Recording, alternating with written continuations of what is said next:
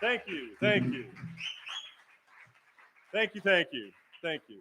Had a lot of fun working up the tunes for tonight. That was a song that Brent brought to the show. Let's see. A lot of what we do at Drunken Owl is controversial, edgy, and we had to scrub the lyrics just a little bit. And still, there's a chance we could well have offended anybody. Any necrophiliacs in the room? I apologize. Jim, we cool? All right. The song "Let's Have a Ball" puts me in mind of a dad joke. My dad told a lot of jokes, not many of which I could ever repeat. But I scrubbed this one, and two cannibals having dinner together. The one says, "You having fun?" And the answer is, "I'm having a ball." He says, "Oh, slow down. You're eating too fast." Again, I am sorry if I have offended any cannibals in the house. We okay? We can talk. Okay. All right. Tonight's show, please watch for local references. We don't offer you a prize or anything, but a lot of you are in my age set, and we know that we need to look for things to keep ourselves sharp. So pay attention to the local references, Seattle general area. Our show in September was canceled due to COVID. I got it. But we had a theme of back to school and travel, and October is spooky and scary. So we've got so much material, so many things for two shows. So we're going to do everything double time tonight. We're just going to really do it. We're going to do twice as much and do it twice as fast. We do have a few poems, jokes, or stories that were meant for the September show. Just so you know, I could have come in according to the CDC. The guidelines would have let me come out to perform, but I went for the catchphrase of an abundance of caution. An abundance of caution. Sounds like a play, should be written. And speaking of plays, we got one now by Dan Green. Not Dan Black, but Dan Green. And we had a previous show by Dan Green, which was Green what? Green Galaxy.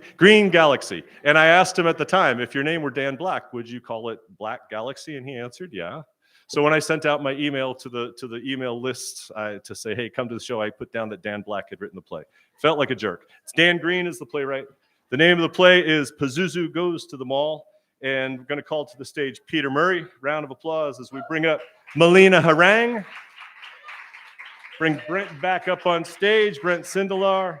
And Julie Scribner, please, going to read stage directions for us.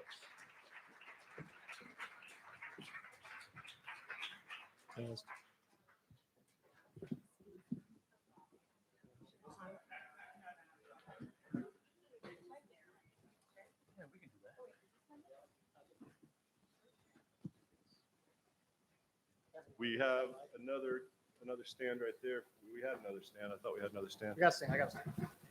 Mike, okay. I probably did that. No, just do it. You read the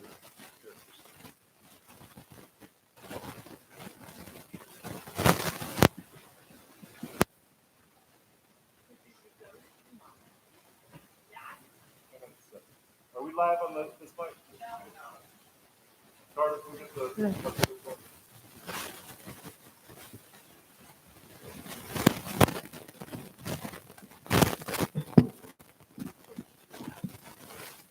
Hello? Now I'm not talking to myself. This is great. Pazuzu goes to the mall. We have Dad, Chrissy, Crinch, and Pazuzu, ageless demon from hell. Setting, suburban home. I'm sorry, but you cannot go out with that boy. He's not mature enough. He barely talks. You don't know anything about him. He's the smartest guy I know. It looks like his pants are always falling off. They aren't. And he's not just into skateboards, you know. He writes poetry, too. That's another strike against him. You can do better than Crinch Fernbuck. He's a really deep thinker. And I like him, and I like his poems. You know why he's all slouched over and sad? Because no one understands him. I understand that he dented my car. Do doing some skate maneuvers in the driveway. Chrissy, you can resume dating when you make better choices. You are so horrible. You can be such a dumbass sometimes. Rephrase that sentence without cursing or you're grounded for a month. A month? Oh, this is so... Watch it. You are such a... Don't say it. Use a pretend word. All right. This is so Pazuzu. And you're a big, fat Pazuzu, and Pazuzu, you. Well, that's better. I won't have gutter language in my own home. Sure. Who spake my name? Oh my God. Yuck. You. God, and yuck thou sayest. Thrice I heard my name. Where did you come from? You calleth Pazuzu, and I can't read it anymore because of it. You calleth Pazuzu from the burning shadows. I did not call you. Don't you dare tell anyone that I called you. That will be our secret. But I didn't. I don't know who you are. What do you want anyway? Pain and despair. Nice. Do you sleep in a dumpster? I'm asking because you look a little sick or something. Hey, Dad. There's some guy with a scorpion tail here. In a minute, the game's on. Now, I got an idea. Pretend you're my date, okay? Maybe he'll let me go out. Blood will runneth from pox-ridden entrails. Yeah, and all that goth stuff to you too. You've got the wrong house, but just play along. And nothing personal, but if you get me out, we're going to find my boyfriend. You know the game just started. Who's this? This is Edward. He's taking me to a nice restaurant. Why didn't you tell me you had another date? What was all that fighting about? If you don't mind, I don't want to talk about other boys in front of Ed. Sorry. Hello, Edward. I'm Chrissy's father. The shadows will devour you. Hungry, are you? That's some grip. A nice restaurant, huh? Have you been to the Turkey Palace? You mean you'll let me go? I didn't say that.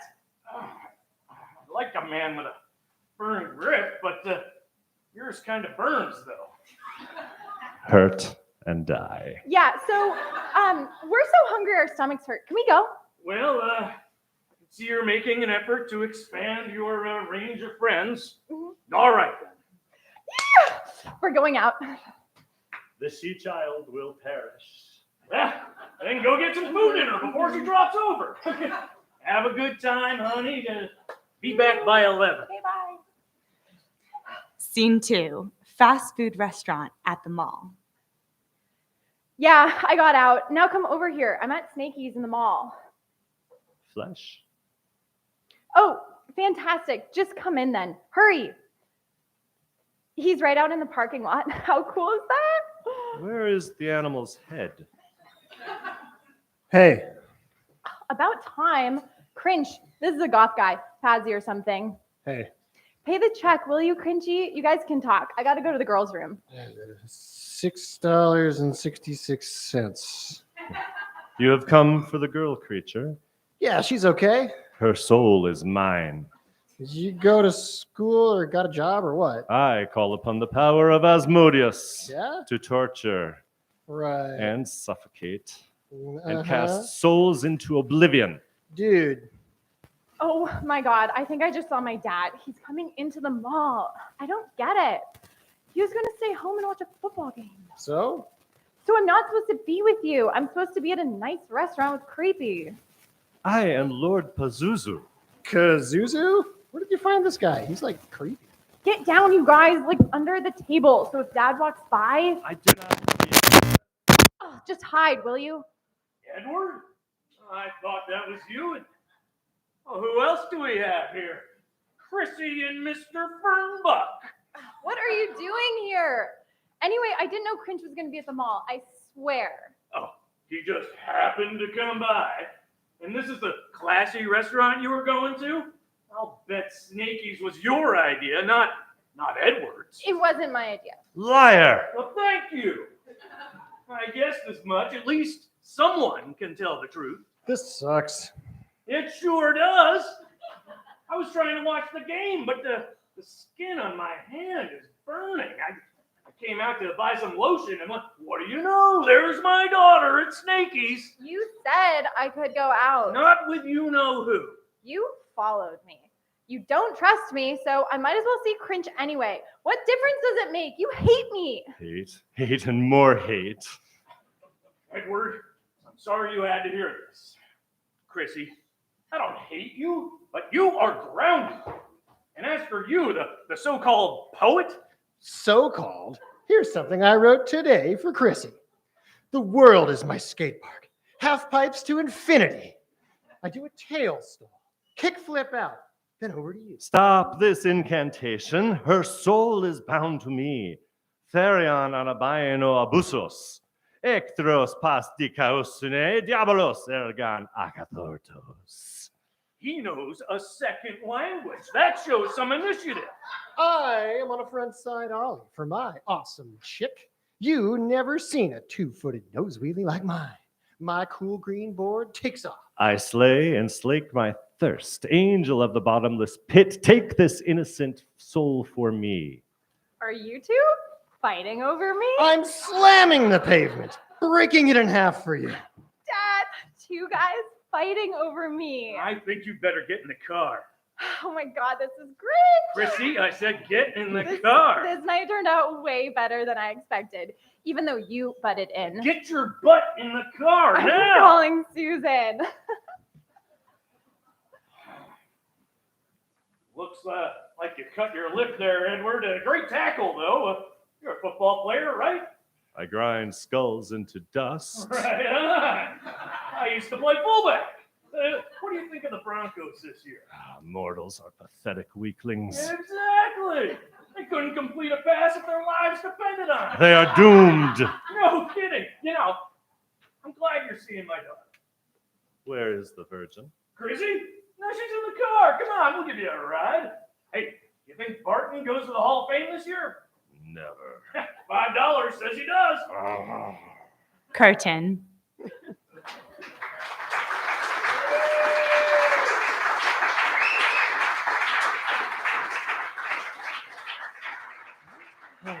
Thank you. I'm going to talk about the November shows. I've mentioned them a bunch of different ways. If you are reading the emails that I send out, can you say yep? Oh, good. It's working. So when I started Drunken Owl, I've been calling it Drunken Owl Theatre from the jump, and it's kind of like a fake it till you make it sort of thing. Because if it were simply reading theater, in my mind, we're not quite doing theater. And so it's been a big goal of mine and of those who have agreed to help to get us to actually produce some plays. And that's what happens next month. It's not going to be the third Sunday. It's going to be the second Sunday, November 13th. We're going to do 2 shows because we hope to sell out. We're selling tickets in advance. The email address online is on the paper that's down here. There are a couple different email links to use, one for the 3 o'clock, one for the 6 o'clock show. So talk about what I mean by produce a play. Pardon me if it's obvious, but when we produce a play, maybe we have costumes. I tried costumes today. I tried the mask. Didn't quite work. But when we bring costumes on the stage, we're lights. We got a little tiny light trick at one point tonight. We're going to hopefully have a light plot and sound. We're going to have some sound cues to go with you. The plays that you would see on November 13th, you're all going to come back, right? Are written by Pamela Hobart Carter, Scott Stolnak, and Susie Bailey. Go for it. Clap there. Yeah. 3 very talented writers who have become really good friends through the life of Drunken Owl. So we got 2 shows, as I said. Jellyfish Brewery, just down the block. Jellyfish Brewery is coming down to share the day with us. They're going to have several beers on tap, and they'll have a couple brewers here talking about their beers. And we even have a character in one of our plays who is a jellyfish. So you see it all comes together. It's all tied together. And tickets are on sale. I talked about that. Still $10 per ticket. All right, so now we're going to do a play by a playwright who is not here in Seattle. He is over in Florida. Haven't checked. Oh, no, we had an email from him, so I know he's okay, somewhat at least. And Philip Middleton Williams, we have read some of his work before. We did You Haven't Changed a Bit, and he's written a series of plays coming out of that. Oh, excuse me. I'm sorry. I said the wrong one. It was A Moment of Clarity was Philip's play. A Moment of Clarity. And he developed that into a series of plays that are going to fit right into Family Dysfunction sometime, which is our typical November show. So we're going to do Ask Me Anything by Philip Middleton Williams. And I'm going to call Peter back to the stage and Brent back to the stage. Come on up, Peter and Brent. And we talk about Drunken Owl Theatre is all local playwrights, and for the most part, that's what we do. That's what we're able to accomplish. But once upon a time, I asked somebody, "Hey, can you get me some more plays?" And she said, "Sure." And within 2 days, my inbox had 400 plays, and I have worked through them and found quite a few that are worth doing. So every once in a while, when the local playwrights don't come up with what I need, or if something doesn't work out, I have a store of plays to draw from, and this is one of them. So, and this is a play that we could have done possibly without. Excuse me, we could have produced this entire here at the show. Thought about doing it, but because Philip's all the way over in Florida, decided not to. And so we're going to use a little bit of props here.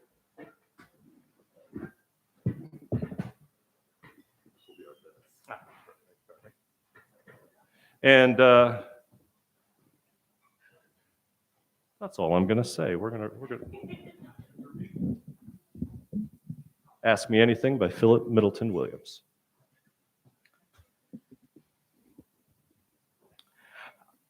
I'm here for the interview. Right. Have a seat. Is that your application? Oh, yeah. Sorry. Huh. Is something wrong? What is it? Did I leave something out? You do realize that the position you've applied for is extremely sensitive. We'll need to go through your background check. We'll need to do a thorough background check. I signed the waiver, but... Yes, you signed the waiver. Very good. But there's more to this than just signing the waiver and saying that you will allow us to investigate everything about you going back to, high school and beyond. This is, after all, a very sensitive position in the company. Really? I didn't know that. I thought that You thought that you were applying for the data entry position in the accounts receivable department. Yes. That position has been filled. Oh. But you caught our eye in another area. Oh, really? What? Well, as I said, it's a highly sensitive position. You'd be responsible for some very confidential information and the processing thereof. So I'm going to have to ask you some questions that will determine whether or not you're the right person for the job. Okay. You sound hesitant. No, it's just that You thought that you were applying for another job. Yeah. You did sign the waiver, though. It would be a pity to let that go to waste. And you did come to all the trouble to come down here and get dressed up nicely for the interview. And you're probably just what we're looking for in this highly sensitive job. Okay. So I'm just going to ask you these questions. Okay. Good. Ready? Yes, sir. Have you ever had sex in a public place? What? I'm sorry. I'll speak up. Have you ever had sex in a public place? No, Perhaps I should have asked if you've ever had sex and then gone from there. Why are We have to know these things. You did sign the waiver. Well, what do you mean by public? In a park, a parking garage, a public toilet, a glory hole, a tea room. I don't even know what some of those places are. Certainly you know what a park is. Well, yes, but what did you call it? A glory hole? A tea room? Oh, then you're not homosexual. What? If you were a homosexual, you'd know what those terms meant. Well, Are you homosexual? Can you ask me that? You signed the waiver. I know, but You're still. not a homosexual. Yes. I mean, no. Yes to which question? The first one. Oh, you mean yes to sex in a public place and no to being homosexual. No. And yes. So that's no to sex in a public place, but yes to being homosexual. I think so. You think. Yes. I've never had sex in a public place. What about outdoors? Well, why do you? I know I signed the waiver. We but can't run the risk of someone who engages in risky behavior being in a position that is highly sensitive. There's all sorts of reasons you can understand: blackmail, temptation. But what about being gay? Oh, that's fine. We're very open-minded. We just don't want to find you being gay in a place that could put you at risk of some activity that would compromise you or us. Now, the next question. Have you engaged in sexual activity within the last 24 hours? No. Are you sure? Yes. I live alone. I don't have a so I. What about self-abuse? What? Jacking off? No. What about lusting in your heart? Did you turn on the TV and admire any men? Did you catch the Ham twins on the gymnastics files on ESPN? No, I missed them. What about porn? No, I don't watch it. Never.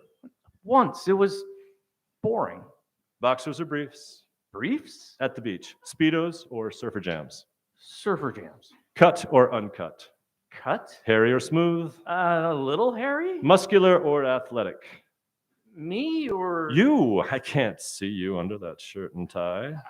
athletic? Disco or techno? Edward or Jacob? What? Who? Twilight? Edward with the soulful and dreamy eyes, or Jacob with the rock-hard bulging biceps? Woof. Those are high school kids. I don't. Look, I really don't see. You signed the waiver. Yes. I know. I signed the waiver. I don't care. I'll answer your questions. I just want to know why you're asking me all these very personal questions. I'm not ashamed of who I am. Yes, I'm gay. But what does my choice of underwear have to do with whether or not I get the job? Because I need to know everything about you before you walk through that door. I can't take a chance that some guy that I know nothing about is going to start seeing and doing things that are highly sensitive to the state of this company and maybe even to the state of this country. I have to know every waking moment what's going through your head. I have to know what makes you tick. I have to know what makes you hard.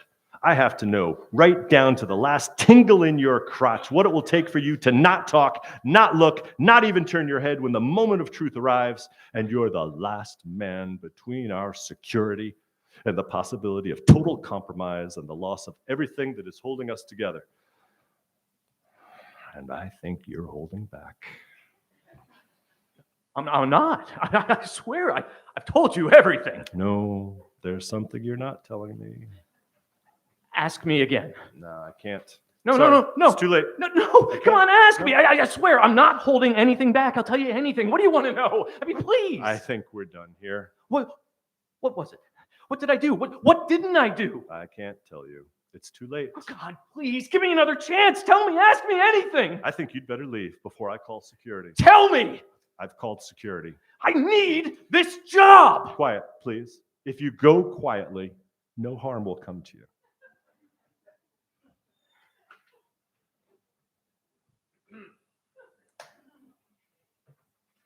I believe you're here for the data entry position. Yes, sir. Ask me anything. Scene.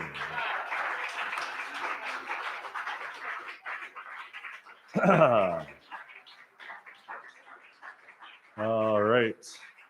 That's mine. I'll take that back. Every show that has received really stellar feedback. Drunken Owl has gotten a lot of feedback through our time together. Some of it more stellar than others, but every time I get really good feedback, it's when I have some really good poets and some really good poetry, and we have some tonight. Please welcome to the stage Conrad Wesselhoeft, Pamela Hobart Carter, and Judith Camann.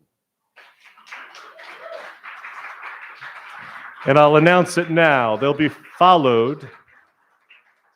Sorry to step on your applause. They'll be followed by David Sori and Phil Kelly on bass, David on piano playing Satan Takes a Holiday.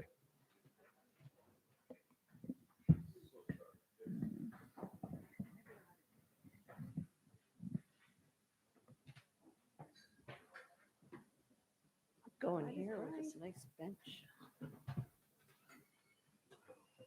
Hi, everybody. I'm going to stand up, even though I have the nice bench. Last time I brought this and nobody saw the owl. I don't know if you can see the owl, but I'm going to show it briefly here. I'm wearing this shirt and this necklace and this bracelet in honor of my prior job, which was teaching at the school at which this bird spent twice as many years as I. And I go back now several times a year to collect poetry from these preschool children. And as my spouse says, this poem is ripped from the headlines.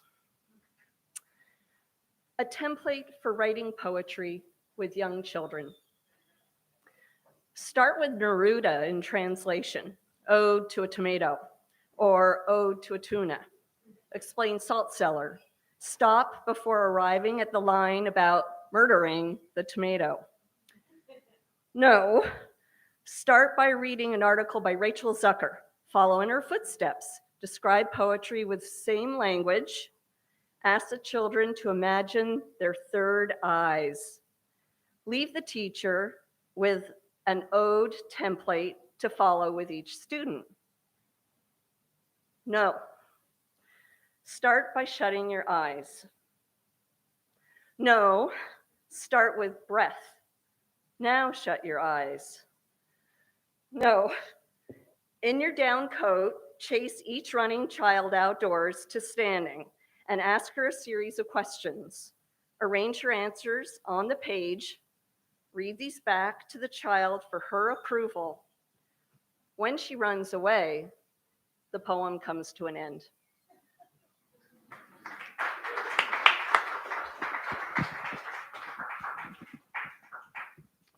See if I can get this to work. Oh, well, it's good enough. My name is Conrad Wesselhoeft. Always glad to be here at the Drunken Owl, especially flanked by great poets. Thank you, Judith, Pamela. Kevin said there were various themes we could choose to base our readings on. One was Halloween, and I didn't have any Halloween poems. And then he said, brothers and sisters. I have sisters, and I've got a whole lot of brothers, metaphorically speaking, not biologically, but I didn't have any poems about them. And he said another was travel.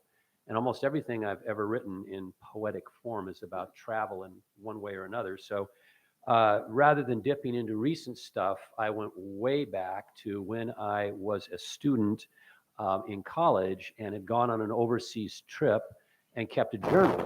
And I went to England and I went to Scotland with about 18 other students from January through May.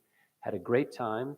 And these really aren't poems so much as just kind of fragments ripped from the journal of a 20-year-old living in a YMCA in Edinburgh, Scotland. And it was really cold, boy, I'll tell you, those Victorian buildings, you know. Anyway, I'm going to throw some names in here. They're just people that were on this trip. Great friends they became. I hope they're not in the audience. I doubt it. They live all over the country, so I think I'm okay if I use their real names. This is called, first one's called, they're all related. I'll just read the first now. First one's called Good Morning, Paige Jensen. Our rooms stand across the hall from each other, top floor, Edinburgh Y. This morning, as every morning, for reasons known only to the God of coincidence, we open our doors at exactly the same time. Good morning, Paige Jensen. Behind me, stirring, Billy McCrosty, photographer, wit, gentle man. And John Wilson, sprawled behind blanket curtain he's rigged to make a cave of his lower bunk, where nights he awakens Billy and me with maniacal cackling. And now here you are, in your jammies and wool socks, sleep-tousled, blonde, flinching at my shadow, Good morning, Paige Jensen. Inspired, I add. Golden lass, daughter of kings, sweet child of bonny Scotland. You brush by me, mumbling, Conrad, you're so full of shit.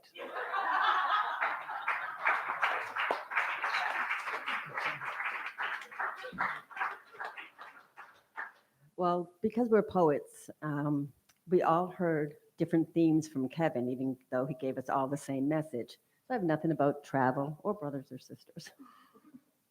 My first poem is Applications. I didn't mean to leave you this way. I didn't hear him bang his head against the cement legs that bracket the metal sink. I commit to memory all of Davy Jones' lyrics. Lift the needle, replace it on the vinyl. Open the hinge door on the blue USPS mailbox and slide in the Monkeys fan club application. Release, bang, shut, like the slit in his solitary confinement cell door.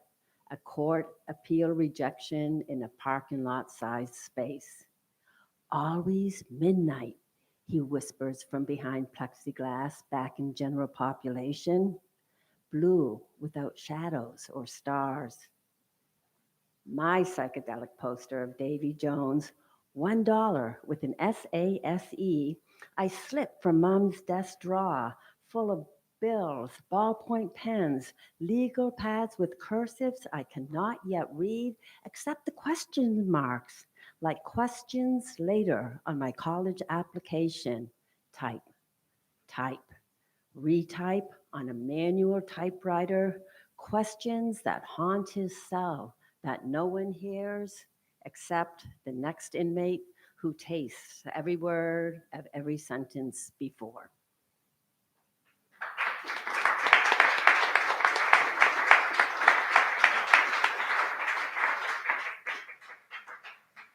And you probably guessed I'm left over from the September theme of school, back to school. The following poems are by the children. Mama and Papa by Viola. If I were a giraffe and eating off the tree, but I'm not, I'm just a person. I wish we were giraffes in Africa. Mom and Daddy by Max. If I were a bear, I would stand very still. I'm standing close to them. I roar, I loved you. Bird by Elliot. Because I have a hummingbird nest on a vine above the windowsill, the hummingbirds were born just before my birthday. Early present from the fairies. All there was a pile of feathers and a couple of broken twigs. They were there just a minute ago. Tiny, tiny feathers. I found one in my bird bath. Bunny by Avery. Once upon a time, there was a bunny. She saw a star. It jumped, but it couldn't reach the star. It saw a constellation. It tried to jump to each star in the constellation. It couldn't jump to the stars in the constellation.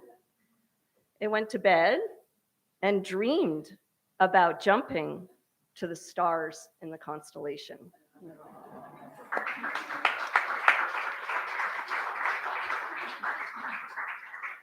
All right, well, back to the Edinburgh, Scotland YMCA for a minute.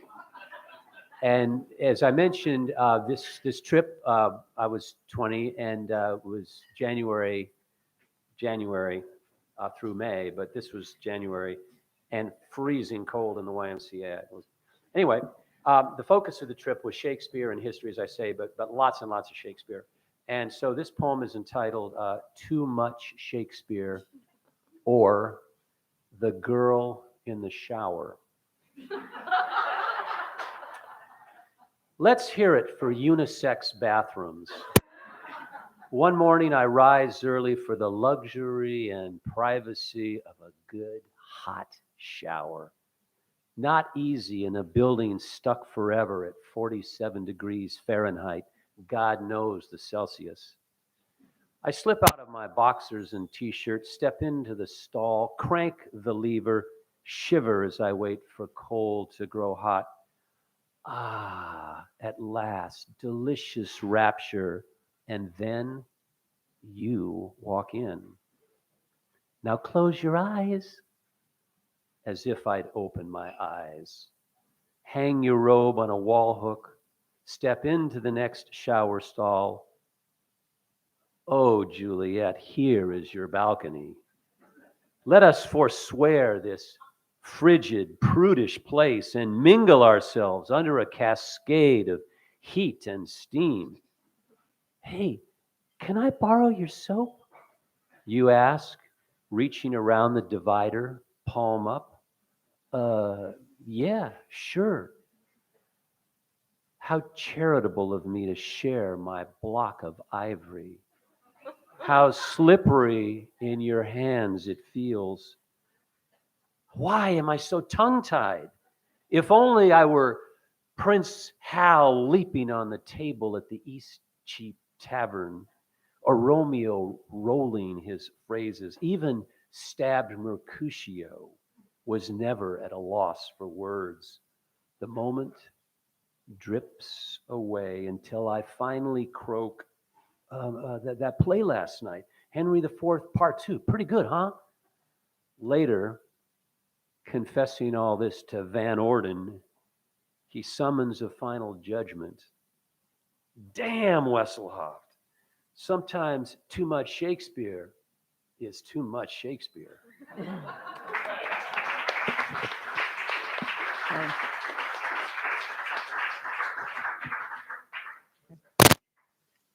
Is this better, Kevin? Is that better? Okay. Fall. There are things I shouldn't think about you, but I can name at least 13 reasons why I do. Enough of me. Club X is known for brawls. You are known for hours spent at Club X. So young, so tender. Are your nights different from your mornings? Your feet from your hands? Your dreams from your illusions? No choice but to ride that damn streetcar named Desire, humming a tune no one hears till the final call. Everyone must disembark from Desire. Are voices no more than echoes? Is land different from rocks? You stumble the alleys, you walk the streets, you walk the blood that paints the streets. You hold the rocks that cut your hands, the hands that cut your dreams, the dreams the land, it shifts, the islands drift, the feet that sing, the hands that rock, the cradle will fall, and down you will come, crazy and all.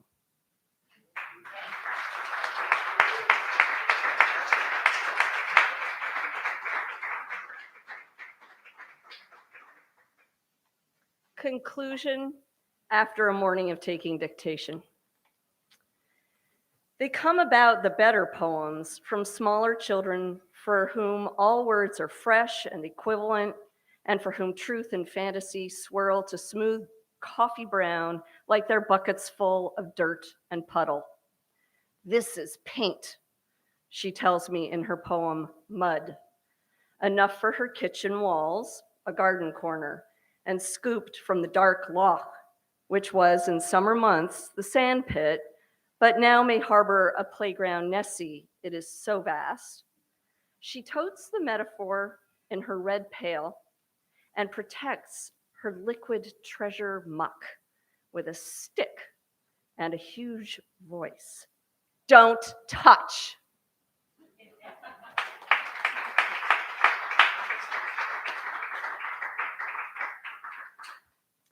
Well, all student travel adventures must come to an end.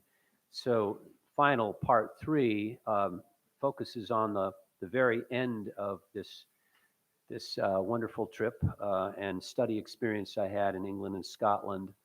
And there's a reference to Salvador Dali in this. And one of my roommates was a huge Salvador Dali fan and had brought an abalone shell from California to give to him, and in fact did give to him when the trip was over. That's a different story, but there's a reference to it. Boat train to Paris. When all is done and Arthur's seat has been sat upon, the cobbles of High Street have worn down our souls, the chairs have flown off the Edinburgh Y, the dirty duck has quacked, the cold stream ewes have bleated, the cheering has stopped at the Royal Shakespeare and Drury Lane. After all this, Wilson heads to Spain to give Salvador Dali the abalone shell he hung in our room at the Y. Jeff and Michael rush to Algeciras to board the boat for Morocco. Jenny's off to Geneva, and all of you, my friends, are scattered and gone. When all is done, I sit alone on a bench in Russell Square, night falling on old London. I'm homesick for every last one of you. Small business beside me on the bench. Whew, got the tickets. 10:30 out of Victoria Station, 2 hours to Dover. We'll be crossing the channel at midnight. The middle of the night. Stuart, I'm so grateful. Stu the Doog. I rummage in my pack for notepaper and pen, but also to hide a tear. On the spot, Dugan Wesselhoeft Limited. On second thought, Dugelhoft Ltd. Established May 27, 1975, Russell Square, London, England, dedicated to a life of lust and a lust for life beginning tonight on the boat train to Paris.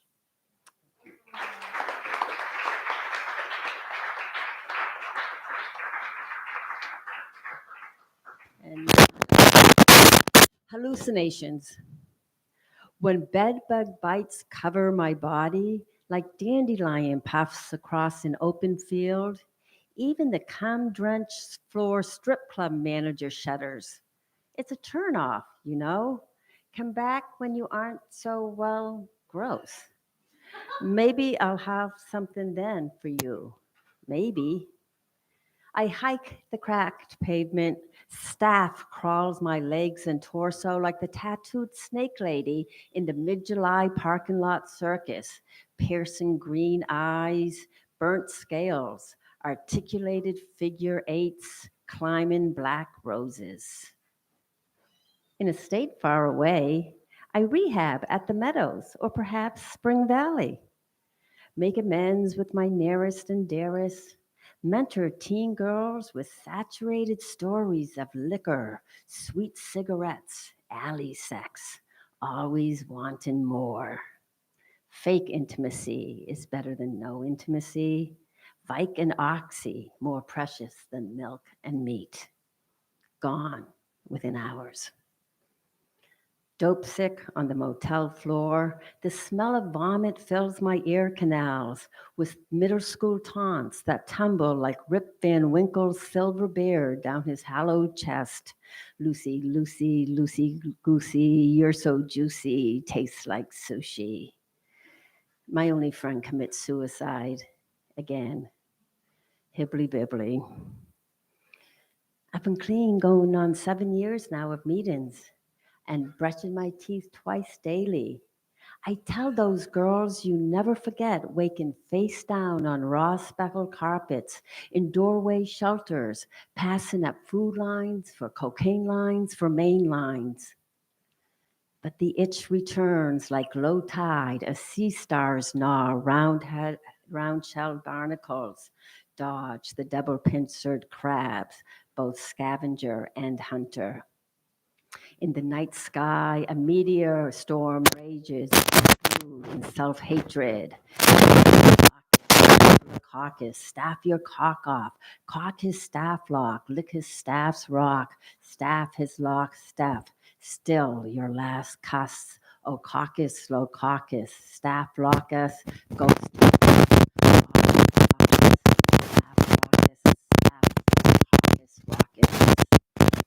The motel condemned, gone within hours, like dandelion puffs across an open field.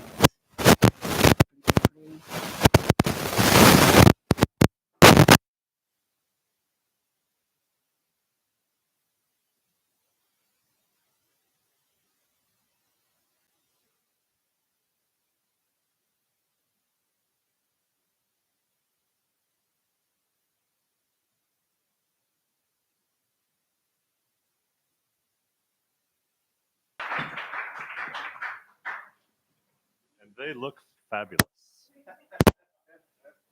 Speaking of looks, how do you like the do? How do you like the hair? Huh? I don't think my wife likes it much, but I don't think I look half bad.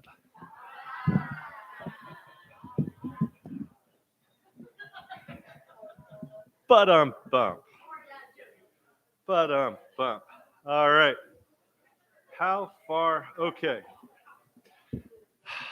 I absolutely insist on telling you a little bit of story, a couple of stories from our travels. Sarah and I took a trip to Sicily and Amsterdam, and if it sounds like I'm bragging, I'm not. It's just what else are you supposed to do in retirement but travel with your spouse? It was really, really fun, really special, really wonderful. And excuse me, we rented a car to drive around Sicily. And it was really cool. I was doing all the driving. It was cheaper to have one driver. And they said, hey, we've upgraded you. We're going to give you an Audi instead of this Fiat that we had arranged. Cool. Okay, I'll take an Audi. That's fun. Fast car, cool car. We get to the city of Ragusa. And in the narrow, narrow streets of Ragusa, I'm trying to navigate a turn, and I notice on the left that there is car paint up and down the wall. And so I shift to the right, and we hear, and Sarah reacts in her loving manner as if she's attached to an electric probe. She's just kind of doing this. And I back up, and we hear on the other, and we're just like, ah! And we find our way through the streets of Ragusa, and we get all the way through the day and long drive and everything. We get to Agrigento, beautiful, beautiful place, and we crowd into the Airbnb. And I say crowd because the elevator was this little tiny thing. And we get in and we look at each other like, no, it's not going to get stuck now, is it? And we go up, and it's the wrong side of the building. We got to go back down. We go over to the other elevator. We go up that one. And I'm a little stressed at this point. And we're on the sixth floor. And as I get older and wiser, some of my fears increase. And so I'm kind of like looking out the window. I'm like, yeah, okay. And then I notice that, hey, there's a washer here. Huzzah, a washer. No more washing your sinks and your unders, in the socks in the sink. We get to do a load of laundry. And so I do the laundry, and I go to hang it outside off the balcony, the 6th floor balcony, and there are 4 clothespins. So I use the 4 clothespins on my underwear, and I make sure that Sarah's underwear is very safe over here, away from the edge. And I figure my 2 t-shirts and my 1 long sleeve shirt are going to be fine because it's a still, quiet day. And I hang them on the thing and say, no. And I go to bed, and I wake up in the morning to see my long sleeve shirt waving frantically, help, help. I rush out, I save it from falling, and I count my t-shirts, and I realize my favorite one is gone. And I peek over the edge. And it's 1 floor below, hanging on the railing, flopped like this, looking at me, saying, why? And so it's 6 a.m. You can't go knocking on somebody's door at 6 a.m., but I send an email to our hostess. Please help. I lost my t-shirt. It's down below. Can you please talk to the people for me? And then I spend the next 2 hours working on what it is I want to say. And it took a lot of work, but I want to share this with you. I wrote it down. I went down at 8 o'clock. I knocked on the door. I hear, "Kie," which means who is it? And I say, it's the person from upstairs. And he opens the door, and with my heart hammering, I said, mi chiamo Kevin, sono nella camera sopra alle 6. Mi dispiace infastidirle, ma il vento ha fatto cadere la mia camicia. Ora è sul vostro balcone. And thank you. And I don't know the for clothespin, but I know that he came back and he gives me the shirt. He says, you got to ask your hostess to give you some clothespins. And I see, grazie. Thinking they only have 4. So I go back and I type an email to our hostess saying, never mind, I worked it out. I got my t-shirt back. And she answers, make sure you use the clothespins. There were only 4. So I went back with an email. There were only 4. He says, oh, thank you. I need to know that. So that's my laundry story in Sicily. Thank you.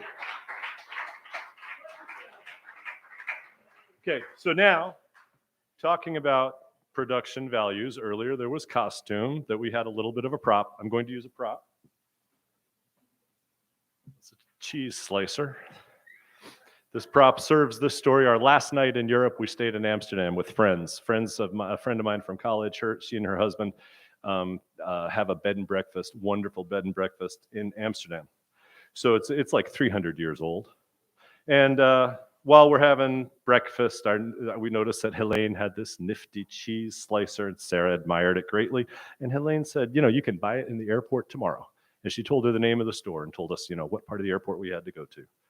And so, that's cool. That's what we did, which is really not much of a story. Unless you were there that night after the wine started to flow, we started to hear from our hosts that Americans are the only ones who say, how much do you think this is worth? How much is that worth? What do you think this room is worth? That artwork, what do you think that's worth?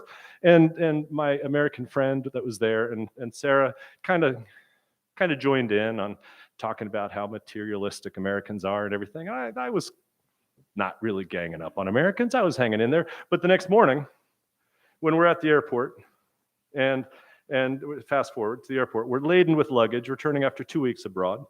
I hate to fly. I hate airports. I struggle to keep my calm. And I know that's hard to imagine, but there it is. And so my lovely wife, Sarah, noted that we had plenty of time, so we headed to the store to buy a cheese slicer. Of course, it was on the opposite side of the airport. We had to come back and go all the way over. I had a lot of time waiting in lines, waiting to come up with Arrivederci tutti mi soldi, au revoir mon argent. Farewell all my cash, Doc, mein Geld, get these euros out of my pants. This could be our very last chance to buy, because we're American. So that was the chorus. That was the chorus, and I even wrote a verse, and I've dangled it in front of the band. They haven't quite bit yet, but we'll see. We'll see if we can develop that. So we're working on it. So Robin Ellen Brooks is a playwright that has contributed a lot of work. Carrie Schnelker is here tonight to read, and I'll ask you to give her a round in just a moment. So Carrie introduced me to Robin, and she's provided quite a few plays that we've read here at Drunken Owl, but not here at Jules Maes, in our former place at Parliament Tavern. And so she sent me a play that I said, oh, great, we can use that in October. That's good. That'll be good for our spooky, scary night. And she said, great. Can it go last? Because I've got this other thing going. She's writing a film or meeting with the president or something. I'm not really clear, but she can't. She was going to be here, and she's not here. So, when? I miss Robin. I would love to see her, but we're going to read her play. It's called Unboxing Day, and we're going to welcome to the stage, please, Melina Harang and Julie Skivner and Carrie Schnelker and the lovely Peter Murray. Come on back.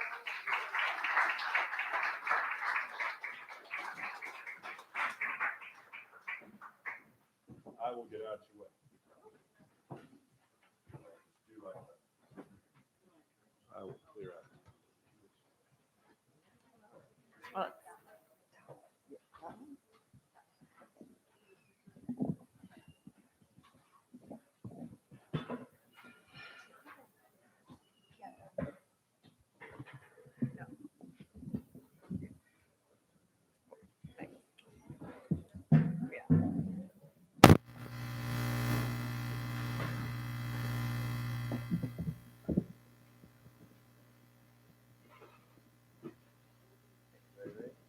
Mm-hmm. Okay. Unboxing Day, written by Robin Ellen Brooks. Our characters are Melissa, Josie, her astute friend, and Anne, an android. Our setting is the park, and it is today. Melissa, it's been way too long. How have you been? I know. I keep meaning to message you about getting coffee. Coffee makes the world go round, the world go round. But life keeps getting in the way. How are you doing? Oh, the huge kids, hubs, yoga lattes. I'm climbing the walls. How are you? Still with that brokering firm? And I'm sorry, who's your friend? Oh, this is my new android, Anne. Hank bought her for me. Realistic, isn't she? Android? I thought we were still years away from those being released. This is the very first model. Snazzy, right? Don't you love her leggings? Say hello, Anne. Hello. Hola. Bonjour. Guten Tag, salve. Meow. Wonderful. This is her first time out on the town, so we're learning a few things. They can learn things? Oh, well, machine learning and all that. I don't think that's how machine learning works. But Anne's short for Android. Cute, right? Anne, why don't you join us in the conversation? oh, that might be fun. Anne, how was your day? Is it Friday yet? Oh my gosh. You're telling me, oh my gosh, I like her already. Keep calm and carry on. Very good, Anne. Nicely put. And where are we going today? Let's party. Don't I wish? We're going to the dentist. Anne is going to hold my hand. I get nervous. Follow your dreams wherever they may lead. I'm dreaming of a root canal in my future, unfortunately. Oh, what a bummer. Sun's out. Buns out. Sometimes things get a little lost in translation with her. But I'm planning to hit the winery afterwards for a little vino R&R. Girls go wild. Nothing like that. Oh, wow. She's so close and yet so far. I know. She's doing better than the prototype we had. But still, how's your mom doing? Is she feeling any better? Oh, gosh. Yeah, it has been a while. She passed away. I'm so sorry to hear that. I had Yeah. no idea. I know she had such a wonderful life. And Life is for living. yes, but in this case, it's not. Life goals. No, not appropriate. It's not a life goal to leave your loved ones. Love you to the moon and back. Oh, well, I love you too. Is it too early for this kind of commitment? We just unboxed her today. I don't know anything about bot protocol. I didn't even know you could buy one. Do they make them all look the same or? Oh, we had this one custom made. She's 100% unique in facial features, though we did have to go for the base model and calves. They're very nice. I never would have known they weren't custom. Right? And her language package is top of the line, as I'm sure you can tell. And could you demonstrate your language capabilities? Por supuesto. Hablo de manera sucinta, fluida y con gran autoridad en español. You see? Perfect. I'm not all sure what she just said, but Neither am I, but I have to believe it was what I asked her to do / say. Believe in your dreams. Absolutely. Believe in yourself. I do. Believe in love. And we're back to the L word again. I believe so. Please stop saying believe. Don't stop believing. Oh my gosh, I think I've placed what she reminds me of. The conversational skills of Oprah, because that's what we paid for. T-shirts. She sounds like every inspirational T-shirt I've ever read. I went to insert name place here, and all I got was this stupid T-shirt. You see? That's ridiculous. They wouldn't program a top-of-the-line robotic being with inspirational T-shirt slogans. Those cheesy one-liners don't incite change. It's word garbage. Respect our Mother Earth. Mom, rule the world. Oh, God. You're supposed to take social cues. It's part of your programming, your robot DNA. Maybe this is just a transitional period where she learns what to say based on what's said around her. I think that is the basis of artificial intelligence. So Yeah, it's possible. Anne, could you please explain the theme central to Moby Dick? don't answer that. Thanks. Should have thought that one through. Look, if you want to know how she learned to speak, why don't we ask her? Anne, how did you learn your mother tongue? Pink, you are enough. Summer vibes. Oh, world's best snorer. She's a walking T-shirt ad. They did say she was supposed to be inspiring. That's why we picked this model. Pumpkin spice and everything nice. Dog mom, positively perfect. I heart my honor roll student. Make her stop? I don't know how. Happy camper, hippie chick, free love, flower power. If I could just hit the control button there on her neck. Rainbow, unicorn, butterfly, pony. This isn't working. Her vocal pathways are malfunctioning. Calvin Kardashian, boo-boo. Wait, maybe if we overload her thought patterns, she'll go into auto overload and shut down entirely. That's what I do when Hank is too much. Okay, Anne, if Jason bought 87 watermelons and then Luke ate 17, but 9 of the watermelons were unripe, how many watermelon seeds would Louise have? What comes after the line to be or not to be? That is the question. And also the answer. Oops. You go, girl. You go, girl. You go, girl. You go, girl.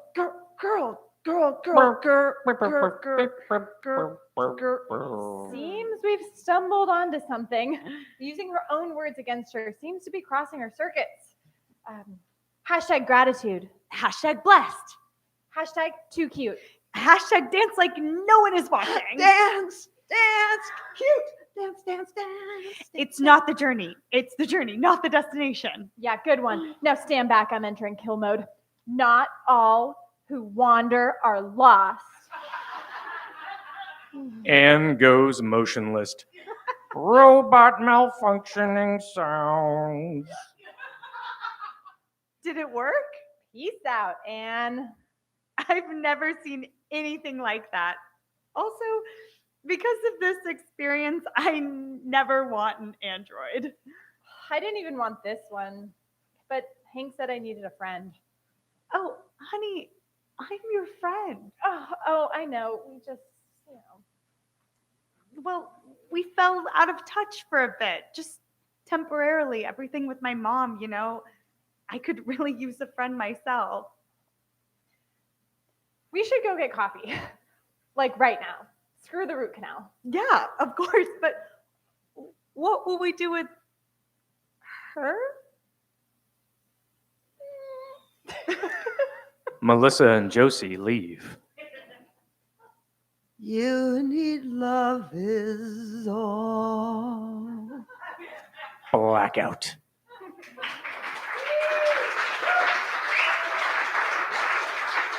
Okay.